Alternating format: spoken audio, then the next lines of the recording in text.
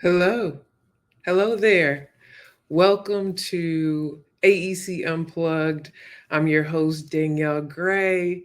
And guess what? It is season two. Now, I know, it's like, wow, season one already happened? Yeah, it did. And if you missed it, that's okay. You can go back and watch the replay. We have 8 episodes that were amazing.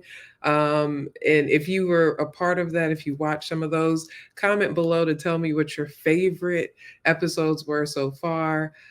We are in season two. Welcome to season two. I mean, it was only a month ago that we were doing season one. But look, we are excited to bring it back. We've gotten so many amazing comments from those that were at Amplify AEC in Salt Lake City and said something about it and was excited about it. Thank you so much. And so, with that, the big thing here is we want to make sure, yes, we're going to have these intimate, awesome conversations about insights, about strategies, about trends, but also it's very important for us to connect. So if you are here live, tell us where you're coming from. Where are you tuning in from? I'm in Atlanta, so it is nice and warm here. Let me know where you are.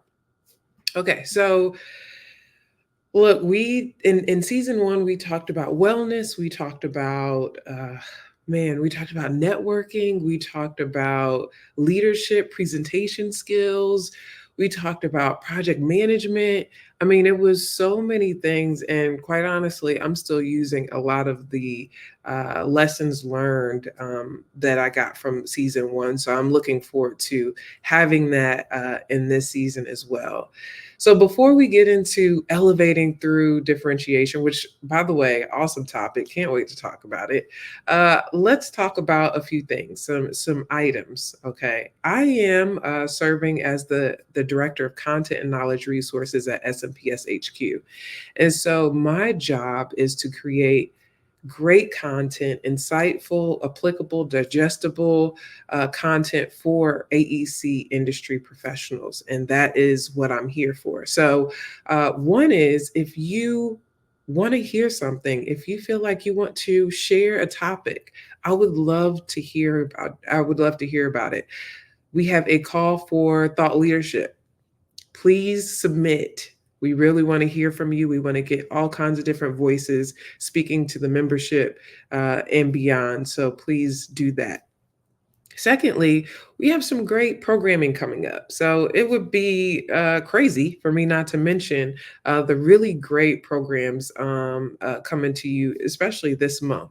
So the first thing is Pinnacle Learning. I'm not sure if you all heard about Pinnacle Learning, but it's basically I would say for the vets, right? For the vets of the AEC marketing, business developers, those professionals looking to enhance their learning. So we have the Pinnacle Experience, which is an in-person experience in November, but we also have this virtual experience. So I highly encourage you to check that out.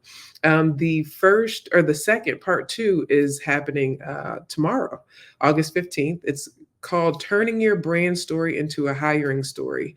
And when you get Pinnacle Learning, when you sign up for Pinnacle Learning, you get all three, the whole pack. So the first one was about LinkedIn, which amazing. Richard Vanderbloom, which was a keynote speaker last year at Amplify, amazing. Check him out. And then we will close with Maisha Christian, who will be talking about communication and how we do that, enhancing it. If you ever seen Maisha, outstanding speaker, and looking forward to that. So Kat Kibben will be the one that you will be hearing from tomorrow. So if you're interested, please tune in. And by the way, if you can't make it live, that's okay. There's always a recording to watch in your online learning portal. So don't worry, just register. All right, we also, August 22nd, we have the Pursuit Journey from Herding Cats to a Killer Proposal. Check that out. We also have on August 29th, actually led by our guest today, the Anatomy of Value Proposition using differentiation framework to write proposal content that gets shortlisted. I don't know about you, but we need to know about that. All right.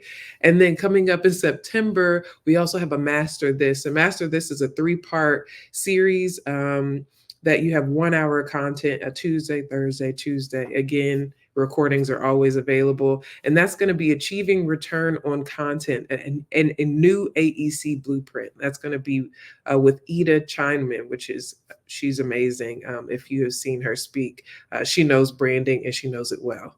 All right. Uh, Man, what else do we have to say? Amplify Digital. If you were there, if you were there at Amplify AEC in Salt Lake City, first of all, a movie. Okay. I had a great time. I was a producer. So mostly I was in backstage a lot of the time, and it was great. So thank you for all the 800 plus attendees that were there. I hope you all learned and gained some great insight. But with that, we have Amplify Digital, which is 7 hours of virtual content that is new and unseen content, separate from Amplify in person. All the in person guests, they have that complimentary. So if you log into your portal, you will have access to that. For those that didn't go, this is your way to get a little piece of Amplify. So enjoy that as well. All right, I've talked enough, okay? But this is my job, so I got to tell you all the things, all right? So I am so excited to have y'all here. I see we got Philly, Denver, LA, San Antonio, Tampa Bay, Raleigh. I mean, man, thanks. Thanks for tuning in. Okay, so enough of that. I am so excited to share and invite our guest today. She is, before I even go into the formal introduction, I just want to say that I've been speaking with SMPS since 2017, and she was one of the first people to make me feel very welcome in the SMPS community, especially as a speaker, a well-respected speaker as well. So I am very grateful for her. I've been on her podcast, and she's just been always such an open source and resource of knowledge and insight. So I want to welcome our our guest today, Lindsay Diven, who is the marketing manager at Full Sail Partners. I am so excited to have you, Lindsay. Welcome to AEC Unplugged. Well, thank you for having me. You reached out to me asking me if I'd come on, and I said, heck yeah. I'm glad.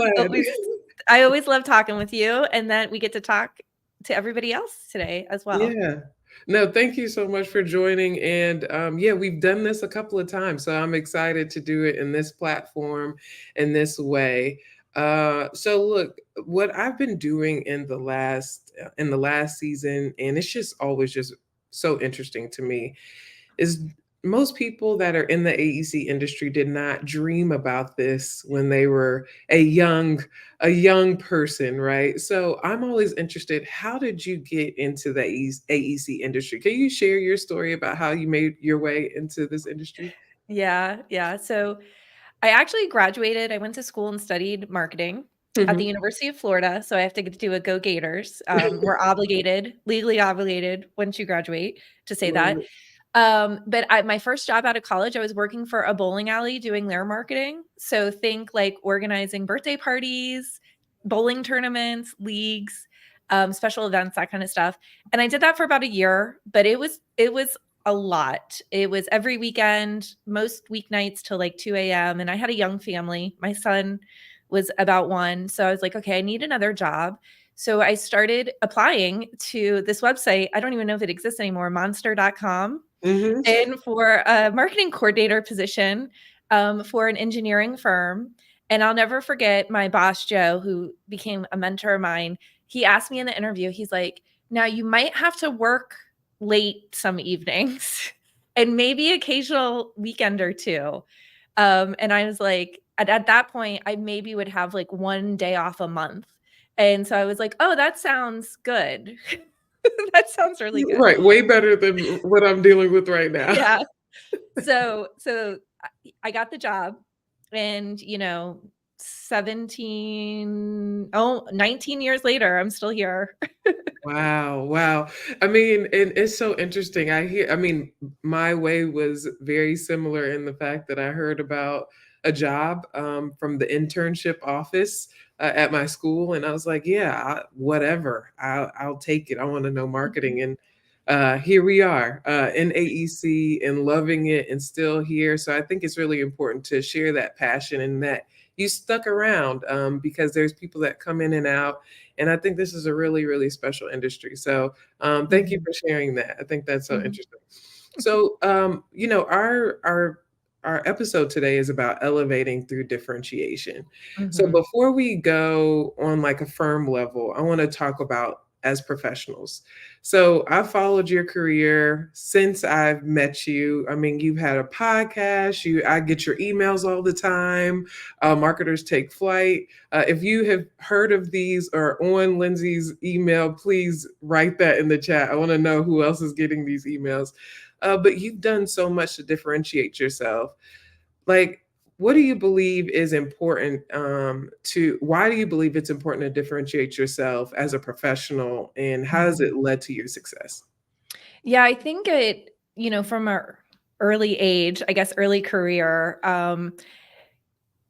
I just wanted to stand out. I wanted to do a good job. And I'm sure there's a lot of people like this that are watching. I was always like a straight A student, always like the teacher's pet, always like getting the stuff done and doing the right thing. So that just kind of bled over into my work life. And I quickly realized not everybody works like that. And so it just naturally stood out. Like, two things early in my career that stood out were, I had a genuine interest. Like I didn't know anything about engineering. So I took a genuine interest in what our engineers were doing and learned about the projects. And I think that really set me apart as just, somebody who wants to be part of the industry versus a job or an admin. And then the second thing I did was, and this is back to the straight A student teacher's pet, whenever we were in a meeting and somebody either assigned me something or I volunteered to do something, I actually did it and like followed through. Wow. I A know differentiator. the bar is very low. And I think that's what a lot of people, when I reflect back on my career, a lot of people were like, "Oh, she's a go-getter and she's going," because my career grew really fast. And I attribute those two things because, and they seem so simple, but it was like kind of back to school days of just doing your assignments, doing them on time. I wasn't always right. I wasn't always, the best, but like I just followed through on things. And I took that and then had a passion to teach others. And so that was the birth of Marketers Take Flight because I had some good mentors and I developed some processes and took them to a couple of firms. And I'm like, well, why doesn't everybody have this? So I think that's like later in my career, the last like 7 or 8 years, that's kind of how that's morphed is just, I just want to give back. Like Right. I want to make everybody else's jobs easier. I love that. And we thank you for it, honestly. I think something that you said just now that really stuck out to me was doing what you say you're going to do. I think that is a big differentiator. And I know it may seem small, but it's actually not. Even in our own personal life, something that I'm working through is like, okay, if I say that I'm going to do it, there's a discipline that it takes. And I think it's a bit of self-respect and discipline to really get and do what you say you're going to do. So that's always admirable when I see people really doing it because you execute. I get your emails there's execution is there. So I think that's just awesome. So let's get into it from a firm standpoint. We're talking about elevating through differentiation. I thought this was an interesting topic because I find that a lot of AEC firms have this issue of differentiating themselves. Like Mhm. everybody's saying, what on time, Yeah. schedule, Yeah. Yeah. safe, all those things. So what do you see firms consistently listing as differentiators that are not actually differentiators? Yeah. And this is kind of a trick question. Mhm. I think firms and particularly proposals that I review, where they get tricked up is that they're actually listing features. Mhm. So years of experience, office locations, project manager experience. Those are all features. And it's not, it's like part of the story, but you need to finish it, because we all know, like, what's in it for me? Right. What is the client going to get for that? So I think where people stop, they just don't finish it. They just list the features, and then, now I will tell you, it's much harder to come up with those benefits. Sure. So Sure. that might be why we stop at the features. And, so that's the biggest thing of where I get, like, people will come, my husband's in the business too. So, like, I'm brainstorming with him on proposals, and I'm like, "Well, so what? Like, why does that project experience matter? Like, what can you articulate out of that that is parallel to this project that, will benefit the client, and what that benefit is?" So I think that's the biggest, um I don't want to call it a mistake, Mhm. but the shortcoming of Mhm. Mhm. actually articulating your differentiation. I love that. So what, right? Because it can be a harsh question, but a real question that we need to answer. I talk about that a lot in content that anybody has kind of seen me talk about. I have like three questions that every piece of content should answer is what, so what, and now what. Mhm. So what? And we do a lot, I think within AEC, there's a lot of what. There's a lot, like to your point, features, and this is all of this, but so what? Who Mhm. cares? Yeah. Why does the client care? So I love that you said that. Now, you have an upcoming webinar Mhm. that I'm excited about. It's going to be on August 29th. It's called The Anatomy of a Value Proposition, using the differentiation framework to write proposal content that gets shortlisted. So many great words in there, by the way. Right? I mean, I was like, well, shortlisted, everything, right? So before we talk about your webinar, I want to know the backstory to this differentiation framework. Like when I was like, what is that? So what Yeah. inspired you to create this framework? What's the origin story? Yeah, so long ago, Mhm, so we've already established I've been in this industry for a while, mhm, but long ago, I had the opportunity, early in my career, to attend a 3-day sales training workshop, training session. We were all in person, it was all internal, so it was all our own staff, and it really focused in on all of the efforts before the proposal comes out. So all the client, it was straight up sales training. So, oh, like, finding the clients, what made a good client, how to build relationships with clients, and then once you identified a project, like, how to start positioning yourself. And part of that training was identifying the steps in my differentiation framework. And so since then, I've used it and have adapted that similar training and adapted it for different engineering firms, for different markets, for architecture firms, for design build. And that the end result, it's a little bit more simplified than my original, because every time I reiterated it for a new firm, right, it got a sure, little more simple. sure. and and so the end result is this differentiation framework, and it's something that I teach. And I like it because as I've started teaching more through Marketers Take Flight, I try to break things down step by step by step, into a process, because not only do engineers like that and contractors, but I find that just adult learning, it kind of is easier to go step by step and then be able to adapt it for each situation. So that's really it in a nutshell. It's just, I went through that training probably 14 years ago, and then have used it at 3 different firms and kind of altered it along the way and simplified it a little on along the way to fit various markets. I love that, and I think, that's something that we really need. There's so many ways you can go when you think about differentiation, so to be able to kinda pull it down, put it in a step-by-step process, that feels like that would be so much easier and more digestible to take in. Mhm. So, when you have this course, or this session that is gonna be happening August 29th, what are the who should be there? Mhm. Who's the audience? Like, we have people watching. Who's this? Who's this session for? Well, a lot of the differentiation framework, although the end result is actual writing that can be in the proposal, a lot of the work that goes into it to get the content of the differentiation framework is really done in that pre-proposal phase.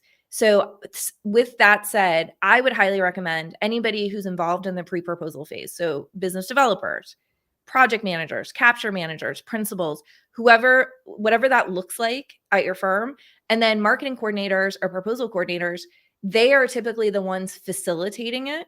So I feel like they are a good one to go to attend as well, so they can kind of see how the process works and then help their team. My role was, when I was in-house, was facilitating this and actually bringing it up on screen and filling it out during our capture plan meetings. Oh, that's awesome. So, for those watching, a really great way to do this, I think, and I've heard people do this is, hey, invite your team, and put it up on your screen. Bring the pre-proposal team so that you can all watch it at once. So, if you want to learn more about this, I highly encourage that to watch it live so you can ask questions there, but also for the replay, because I think this is going to be really, really applicable to a lot of people that are watching. So before we go, I want to I like to finish my episodes with the guests with words of wisdom. So is there any words of wisdom that you would share with AEC growth professionals as we're thinking about this topic and even beyond? Yeah, I mean, I think that we need to, if you are a marketing or a proposal or even business development professional watching this today, you are a professional. You have learned your trade. You have either gone to school for it or through experience. You are a professional. And I think that there's sometimes some riff between like, oh, but we're overhead and we're not billable. No, like, you are contributing, you're a professional, and I think it starts with us. Like, we need to, like, early in my career, I was like, "No, I'm a marketing professional. I went to school, I got a degree in marketing. This is how we're gonna do it." You know? So I think part of it is how you present yourself as well, um, to, because I hear a lot of people and they're like, "Oh, they don't respect me," or, there's lots of issues for that, but I think the biggest thing is to remind yourself that you are a trained professional and that you're worthy of being there. I couldn't say that any better. Thank you so much, Lindsay. I am so excited. Is there anything that you want to share? I know you have some proposal, you have some things going on, so I just want to give you the option to share with the group here Oh, with any new news you have going on. oh, I have lots of new news, just like Okay. how you had new season 2. Yes. So we have the webinar, Yeah. which I think that combined with my newly redesigned Proposal Pro course is like a good complement, whether you're new to proposals or seasoned and you want to fine tune your process. And then next month in September, I'm launching season 4 of the Marketers Take Flight podcast. Nice. So lots going on this time of year for me. Thank you so much, Lindsay, for being a part of AEC Unplugged. And I hope that our audience really gained a lot. I definitely did. I always do. So thank you so much. Thank you. It's always a pleasure. Thanks. All right. So look, we did it. Season 2, episode 1. I am so grateful to have you all joining. And if you heard Lindsay, look, know who you are. Walk into the room as though you are who you say you are, because you are, right? We have some great online learning programs, so I highly encourage you to check out onlinelearning.smps.org so that you can see all the great upcoming webinars, but also check out what's already been done. You can always watch the replay. And finally, if this did not encourage you to be something different, I hope it encourages you to do something different. I am excited and grateful as always to have you here, and I will see you for the next episode in season 2. So thank you again, and I will see you soon. Bye-bye.